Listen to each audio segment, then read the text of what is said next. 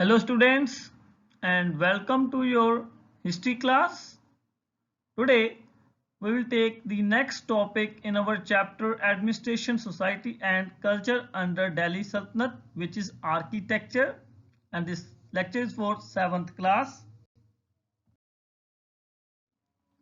So let us start our architecture and cultural development.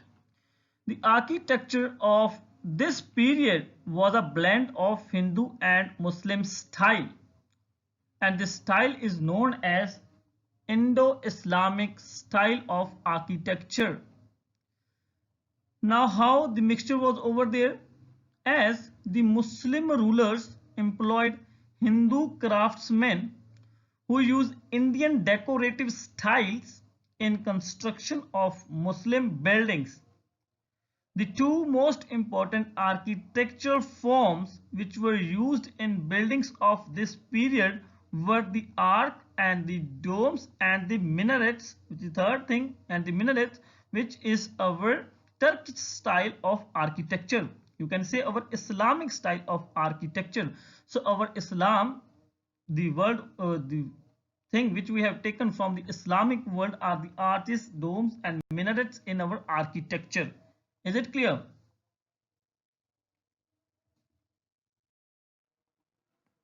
The buildings were decorated with floral designs or geometrical designs and mosaics. Now, what are mosaics? A pattern made by fitting together small pieces of colored stones or glass, etc. In the last slide, you have seen the mosaics, how they have used the small pieces of stones of different colors and glass of different colors, how the thing is being fitted together. Is it clear? Is it clear? And that is called your mosaics. Is it clear? This all things, these floral designs, these geometrical designs, these mosaics are our Indian style of architecture. And what our Islamic style has introduced in our Indian culture, you can see the domes over here, you can see the arch, you can see the minarets. Is it clear? All these three things were being introduced by our Islamic world into our Indian culture. Is it clear? And when the amalgamation of our Indian style and our Islamic style is over there, this new style is known as Indo-Islamic style of architecture. Now, many monuments were engraved with calligraphy. Now, what is calligraphy? The art of producing beautiful handwriting using special pens and brushes. Verses from Holy Quran were inscribed in calligraphy. For example, here you can see in the fourth picture of Qutub Minar, the holy verses from Holy Quran has been taken, which is written in Persian language, and it is being inscribed on the Qutub Minar. Is it clear? In very beautiful handwriting. Is it clear? So Qutub Minar was built by Qutbuddin Aibak, and this Qutub Minar was dedicated to a Sufi saint Qutbuddin Bakhtiyar Kaki. And you know, in 1210 CE there was death of Qutbuddin Aibak, and at that time the construction of Qutub Minar was not completed. So Iltutmish, the successor of Qutbuddin Aibak, has completed the construction of Qutub Minar. Qutub Minar is a wonderful specimen of Islamic architecture.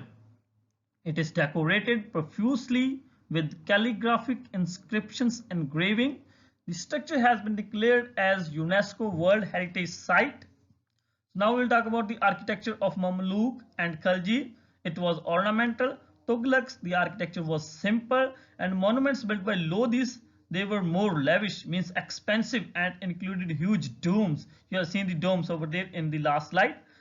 The structure which represent the architectural style of this period were Qubbat ul-Islam, which was the mosque in Delhi, which is a mosque in Delhi, and Adai Din Ka Jhopda, which is in Ajmer in Rajasthan. Now, first of all, we'll talk about the Qutub ul-Islam. So, Qubbat ul-Islam, it's being believed that it was built from the ruins of 27 Jain and Hindu temples. It was a mosque built in Delhi. It was the first mosque built in Delhi after the Islamic conquest.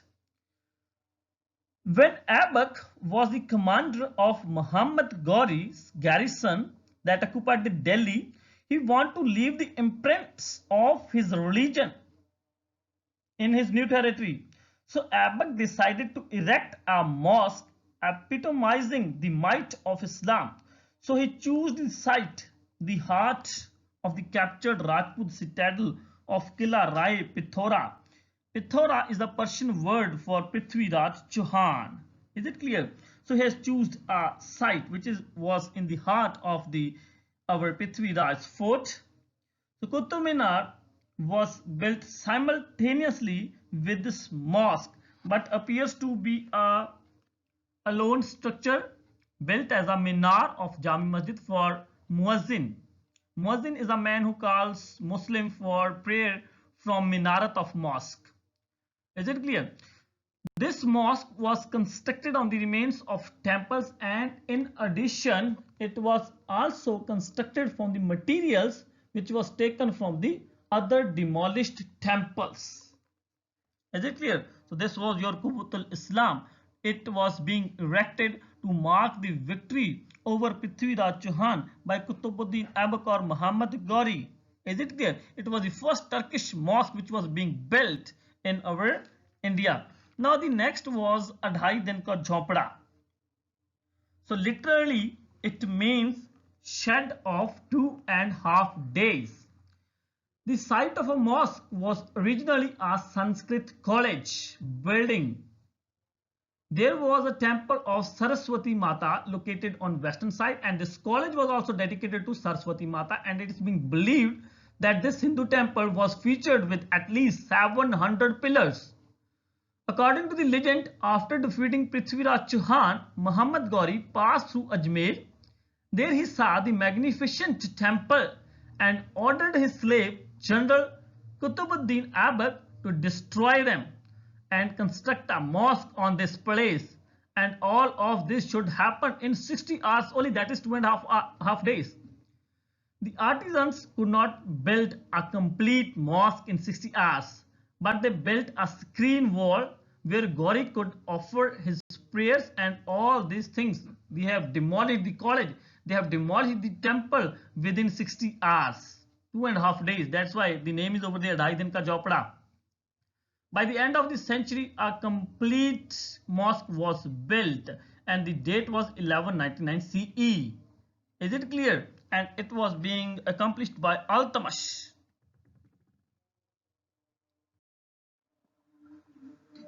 So next is the Qutub complex. Apart from the famous Qutub Minar, other monuments of the complex include Alai Minar and Alai Darwaza. You can see Alai Minar and Alai Darwaza over there. Now let us discuss something about the Alai Minar. So it is an unfinished tower in Qutub complex. Construction of this Minar was being started by Alauddin Khalji, but it is incomplete construction. Unfinished tower is over there in Qutub complex. After Khalji had doubled the size of Quwwat-ul-Islam Mosque, he decided to construct a tower which would be twice the height of the Qutub Minar. Construction of Alai Minar came to stopped means in 1316 CE. Following the death of Alauddin Khalji, the height of Minar is 2.5 meter. The next thing which is present in our Qutub complex is Alai Darwaza. You can see the picture over there of Alai Darwaza. It is the southern gateway to the Quwwat-ul-Islam Mosque. It was also built by Alauddin Khalji. It is of special significance in Indo-Islamic architecture because you can see the architecture of our Islamic style. You can see the arches, you can see the domes, you can see minaret very near to it was built but you can see the Indian style also. It was being built by red sandstone and white marble, which was being brought from Rajasthan. Is it clear? So this was your Qutub complex. Let us come to your Tughlaqabad fort. It was built by Ghiyasuddin Tughlaq in CE 1321. He established the third historic city of Delhi. Now let us discuss something about this one. So it was built by Ghiyasuddin Tughlaq. The earlier name of Ghiyasuddin Tughlaq was Ghazi Malik. He was a vassal, or you can also say a feudal lord under Khalji rulers of Delhi. Once while on a walk with his Khalji master Alauddin Khalji, he suggested to the king to build a Killa on a hillock in the southern portion of Delhi. The king jokingly, मजाक करते हैं, to Ghazi Malik asked him, you can build the fort yourself when you will become a king. Is it clear? So the king jokingly told Ghazi Malik to build the fort himself when he would become the king. In 1321, Ghazi Malik drove away Khaljis and assumed the title of Ghiyasuddin Tughlaq and started the Tughlaq dynasty. He immediately started the construction of his fabled city, which he dreamt as an impregnable yet beautiful fort. Now what happened? What destiny has decided for Ghiyasuddin Tughlaq? Ghiyasuddin Tughlaq was so passionate about his dream fort, for that he issued a dictate that all the laborers in Delhi must work on his fort only. Saint Nijamuddin Aulia, a Sufi mystic, got incensed, got angry. As the work on his body was stopped, the saint uttered a curse on him. He said, Hanuz Dilli Durast, which means Delhi is still far away. Emperor was engrossed in a campaign in Bengal at that time. He was successful and he was on his way back to Delhi. However, his son Muhammad bin Tughlaq met him at Kada in UP.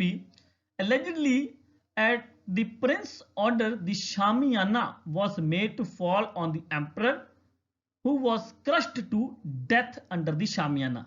And after his death, the Tughlaqabad fort is abandoned, as everyone believed that this fort is cursed. Is it clear? Now we will talk about the Firoz Shah Kotla fort. Firoz Shah Kotla fort was established by Firoz Shah Tughlaq. Firoz Shah Tughlaq established Firozabad, a city, in CE 1354 as a new city of Delhi Sultanate and named the fortress as Firoz Shah Kotla. So Firoz Shah Tughlaq, the Sultan of Delhi, established a fortified city of Firozabad in 1354 CE as the new capital of Delhi Sultanate. Kotla means fortress or citadel. He established the Ashokan pillar, which he had brought from Ambala, and this pillar belonged to 3rd century BCE. A circular volley is also over there, a step well. It's also towards northwestern side of Ashokan pillar. Tomb of Sikandar Lodi. Sikandar Lodi was the second important ruler of Lodi dynasty. His tomb was built by his son Ibrahim Lodi. It is situated in Lodi Gardens in Delhi. The Indo-Islamic architecture was introduced in regional kingdoms also. The rulers of Mandu, Parmaras are over there, who have built Wagh Mahal in the style of Indo-Islamic style. You can see over there Wagh Mahal. You can see the arches and domes over there, and inside, if we will visit this Wagh Mahal, then we can see how the Indian motifs, decorative styles, geometrical patterns, floral patterns, is it clear? Mosaics have also been used over there. It is being made by red stone and white marble also. Okay? So this Wagh Mahal, which is a regional territory being built by Parmaras, is it clear? Our Hindu rulers, is it clear? And they have made this building, this Wagh Mahal, in Indo-Islamic style. Now you can see in the next picture the Vitthal Swami temple of Hampi and The Vijayanagar kings also constructed a number of buildings, especially temples at their capital city of Hampi. Now let us discuss something about Hampi also. In 1336 CE, Harihara and Bukka, two brothers, founded the Vijayanagar Empire. They used domes, arches in Indo-Islamic style. They made 60 temples in royal center. 30 large building complex were also being built. King's Palace was the largest building in Hampi. A Lotus Mahal was also being built where king meet his advisors. Zalaram temple was used by royal family only. Vitthal Swami, which you can see over here also in the picture. A temple is over there which is a unique, and in this temple I have shown you a chariot. A unique chariot is over there being pulled by elephant was also made. Then what happened? How this Hampi was being destroyed? A battle of Talikota was over there near Karnataka. The Deccan Sultanate attacked Vijayanagar. Vijayanagar was winning the battle, but the two Muslim generals turned their loyalty to the sultans of Deccan and caught Aliya Ramraya, the king of Vijayanagar, and beheaded him on the spot. After winning the battle, the sultans of Deccan entered the Hampi city and destroyed it. With this, we have finished our architecture. In our next video, we'll start with painting, language and literature under the Delhi Sultanate. Thank you.